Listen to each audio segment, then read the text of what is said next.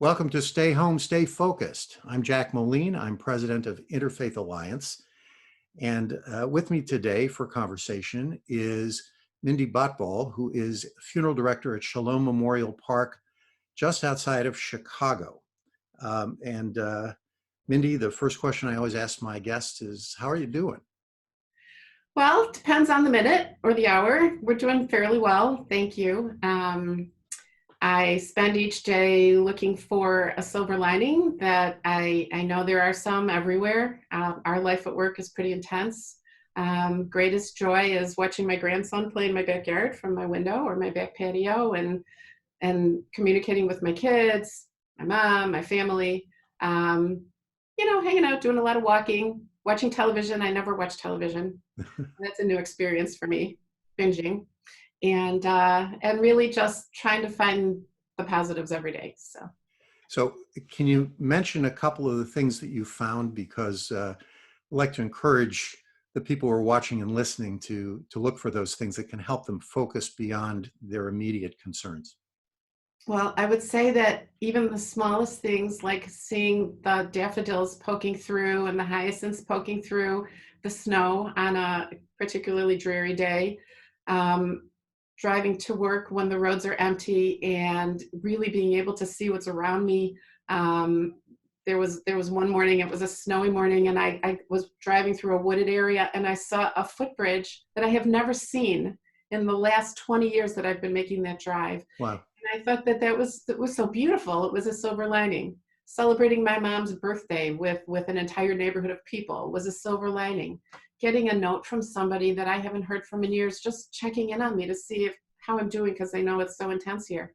Silver lining. It just a kind word. Somebody stepping 6 feet away from me when I'm walking on the trail. To me, that's a silver lining. These are all real positives, and just there's enough intensity in what I'm doing that those little things are fabulous. So. Small things take on a magnified importance in these circumstances. Yeah.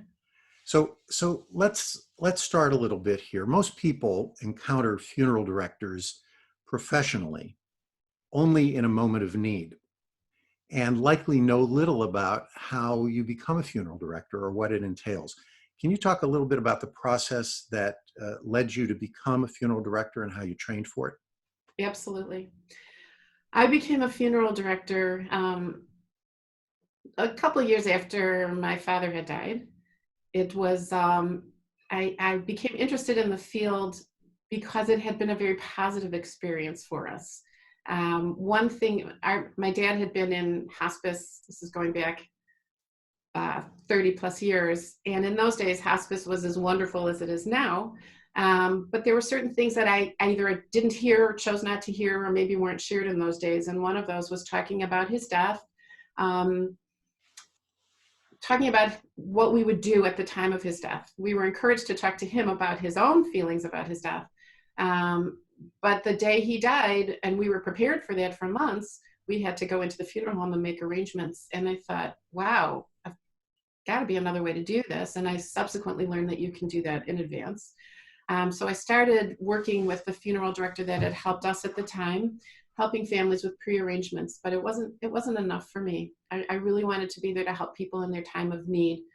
And so I went to mortuary school.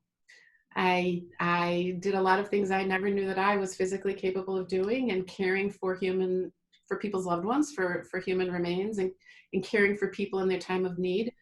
And honestly, it's probably one of the best things I have ever set out to do. Funeral directors are very special people in many ways, and we feel very, very strongly about helping the families we serve. We become a part of their lives, a part of their family, at a time when a stranger shouldn't be with them. This is, when there's a loss in a family, it's a very intimate, family-oriented, hold together type of moment. And then a stranger walks in and says, here I am to help guide you through this. And we all take that. I take that very seriously. And it's an honor and a privilege.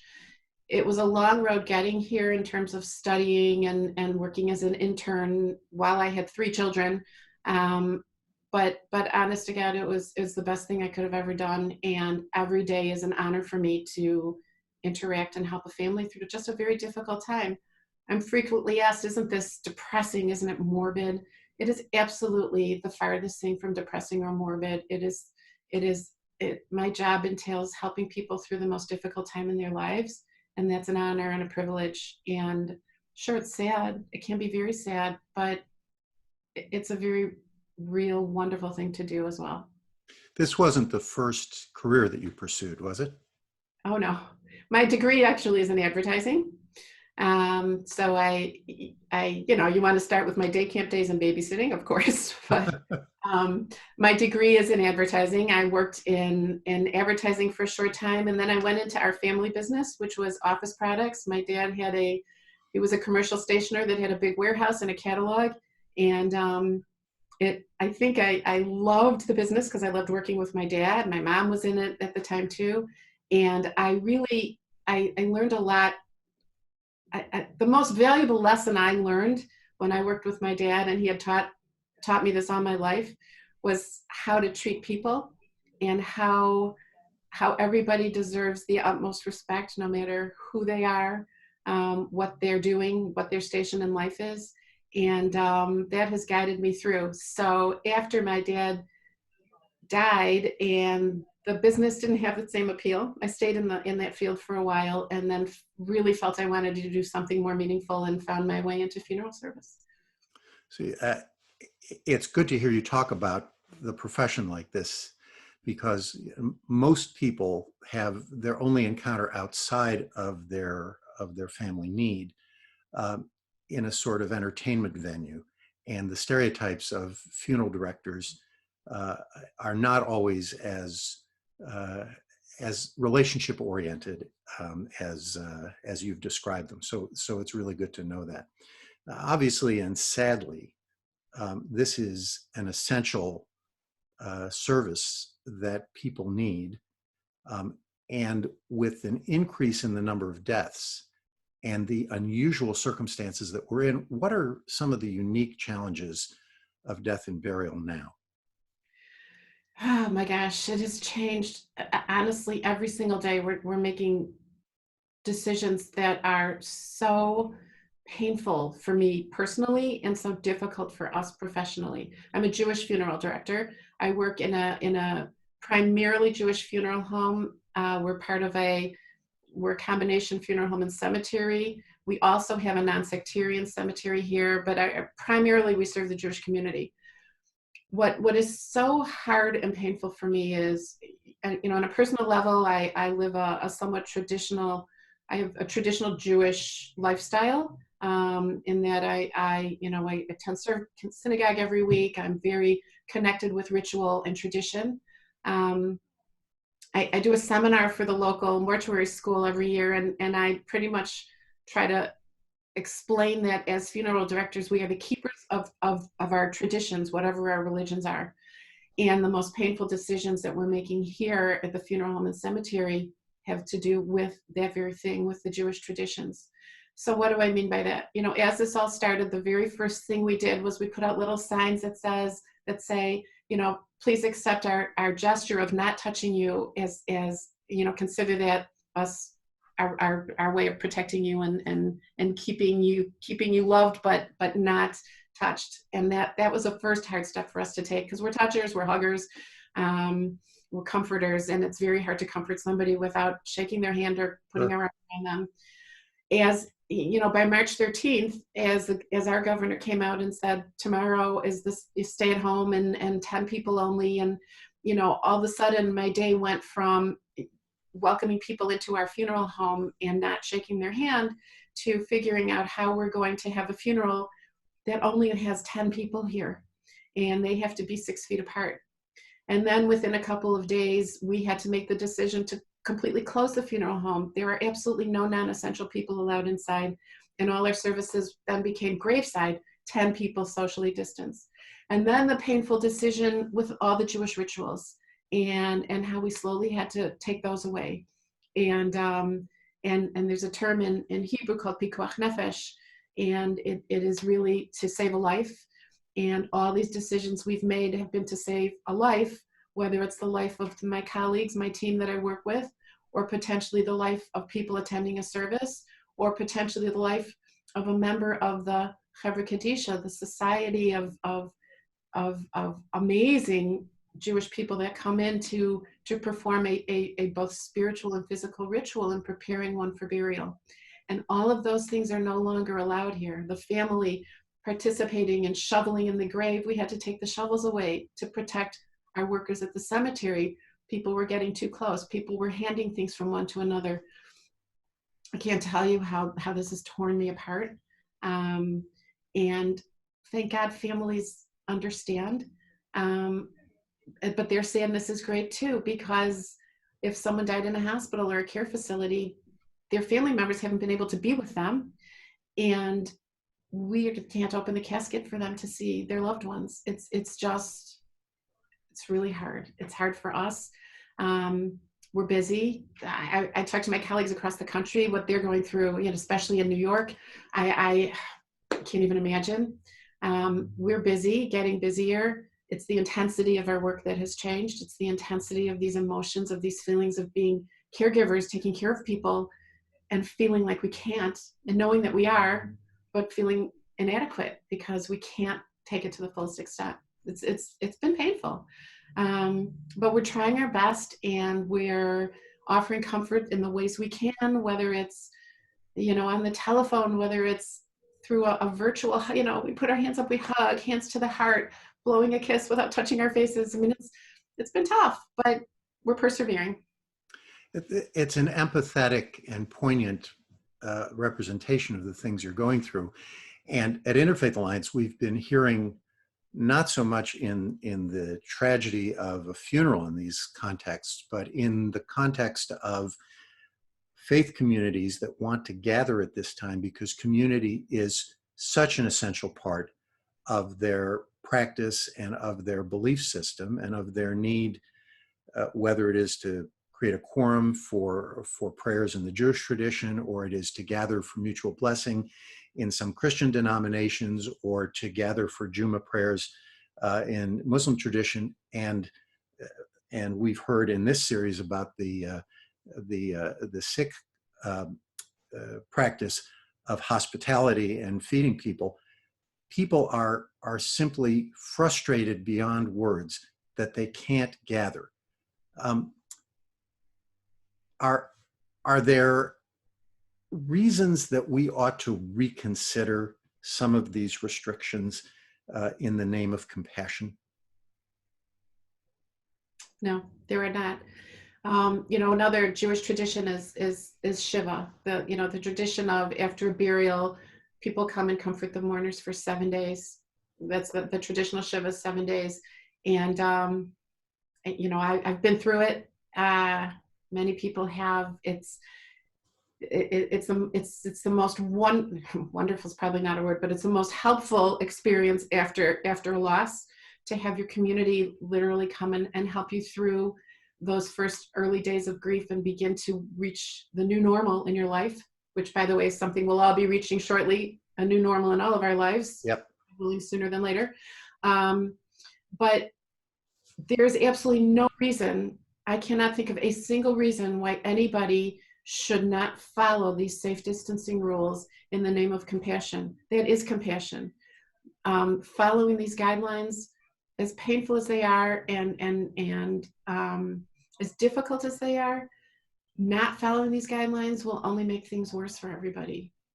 It's important that we maintain our distance, that we pay our respects via phone call and email, a text message, whatever it is, whatever the mourner on the other end, the grieving person, and grieving and mourning goes far beyond death. There's lots of reasons why people are, especially today. It's all the more important for us to find ways to reach out while really maintaining the proper distancing. You mentioned that you are a Jewish funeral director, and as people can probably tell by the name of Shalom is a primarily Jewish operation. But I know you have collegial relationships across faith and denominational lines. What are some of the challenges your colleagues are facing that are distinct for other burial and funeral traditions? I think everybody, that's a tough one. A lot of the funeral homes are handling things as in their own faith traditions and their own community guidelines as they see best for them. So for example, in a community where, it's traditional to have a visitation where, Jewish tradition, a body is not embalmed, but in many other communities, their embalming is a very common practice. And so there are still funeral homes that will prepare a body in their own traditional way, will allow for a small gathering in their funeral home of, between 5 and 10 people. I just recently saw a piece where there's a funeral home that will set up a 4-hour visitation, and every hour 10 different people can come in. So each community, I think, is dealing with it as best they can within the guidelines of safety and health. And local health departments have been phenomenal in advising along these lines recently. We didn't have a lot of guidance in the first few weeks. But the challenges, I think, are what I'm feeling, all my colleagues across the board are feeling, and the clergy too are very challenged with all of this when it comes to sitting and talking with a family. They're doing what we're doing. They're having a Zoom chat instead of sitting around in someone's living room sharing stories about their loved one. They're coming out here, and I think most of my colleagues across the country are learning how to live stream a graveside service so that people can attend, other than the 10 family members or fewer that are allowed. And so the challenges for all clergy, and part of a Facebook multi-faith clergy group, they're all facing the same thing, whether they're chaplains, whether they're clergies coming to a funeral, clergy members, whether they're trying to comfort a member of their congregation, trying to comfort each other. Doing our best to stay within the guidelines and maintain our faith positions. In the couple of minutes that we have left to talk, I want to change subjects just a little bit. I'm also aware that you're involved in your synagogue. In fact, you're at the end of your term as president of your synagogue. Right. Relatively traditional synagogue. How have you been dealing with those responsibilities, and particularly the role of the healing power of faith in the lives of the members of your congregation? This has been very challenging. Just like everything else that everybody here is dealing with is this uncharted territory of how do you provide a connective, comforting, faith-based environment for people when there are 50 faces on your Zoom page. So we're learning as we go. We have a committee called a Chesed committee, which is like a caring bridge type caring committee, and they are reaching out to members of the congregation on a, if not daily, weekly basis, focusing on anyone over 60, which I'm 3 weeks away from. Happy birthday. And our rabbi has been interacting. Our family school, we have a daycare / preschool, an award-winning preschool that they're trying to provide programming for the kids. Zoom platforms are fabulous. They don't provide that personal interaction. The painful decisions are there too, on how do we proceed, and when can we look forward to being together, and how can we do it safely, and what can we provide. As a traditional synagogue, on the Sabbath we don't use electricity, so we're not Zooming our Saturday morning Shabbat services, but Friday evening before the Sabbath begins we have a little service, and on Saturday night we have a Havdalah service, a service that closes the Sabbath. We have classes on weeknights practically every night and during the day for people to connect to. We're just doing the best we can. I think that probably resonates with a lot of people. Mindy, the last thing I ask my guests before we sign off is if they can recommend something that will inspire or engage the people who are watching this and listening to it to help them focus beyond the question of washing their hands and caring for their family and loved ones. What would you suggest? That's a good question. I would suggest, I think what I've been doing for myself has been very helpful. Each day I'm looking for something positive, how big or small it may be. And I try not to think too much about what's really happening around me. And I was just watching a webinar a few minutes ago, and the person on the webinar said, I'd like to think of my life as not anxious to get back to normal, but to look forward to what my new normal will be. And I think that would be my recommendation, is to start looking forward and looking for positive things that will be in our future, rather than trying to get back to the way things were. Wonderful. So Mindy and I want to out each other right now. Totally.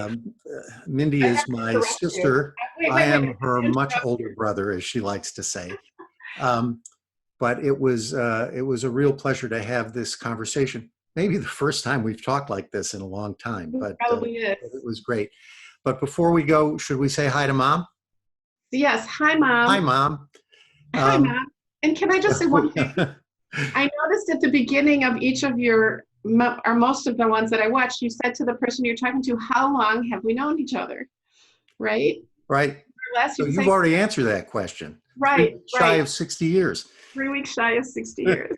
So thank you, my brother, You're for welcome. inviting me. And thank you, sister, for being on the program. And to everybody who is watching and listening, stay home and stay focused.